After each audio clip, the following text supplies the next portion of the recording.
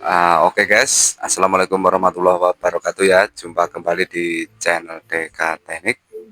Oke ya, di kesempatan video kali ini semoga teman-teman selalu diberi kesehatan dan kelancaran dalam mencari rezeki ya. Oke, dan jangan lupa jika kasus perbaikannya down, sisihkan sedikit rezeki untuk mereka yang lebih membutuhkan. Oke ya. Di video kali ini saya akan membuat hiburan ya, hiburan sekaligus tutorial juga. Ini perbaikan Redmi Note 8 dengan kerusakan ini ya, wifi-nya tidak bisa nyala, versi beta tidak diketahui, emailnya 0. Nah, itu ya.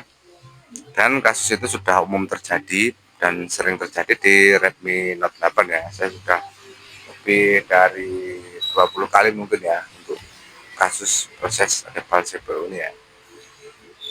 Teman-teman yang lain mungkin sudah pada juga yang paham ya teknis-teknisi. Namun di sini saya membuat tutorial videonya lebih beda ya. Ala-ala master CPU itu ya. Dia menggunakan timer dengan catatan waktu tercepat ya. Namun di sini saya hanya belajar, masih dalam proses belajar juga, bukan master. Jadi ya mau dimaklumi jika ada konten yang kurang berkenan atau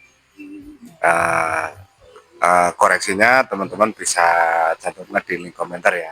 Saya sharing-sharing komentar-komentar tidak apa-apa ya.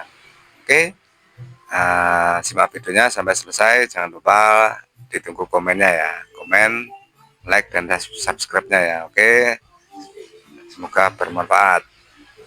Assalamualaikum warahmatullahi wabarakatuh.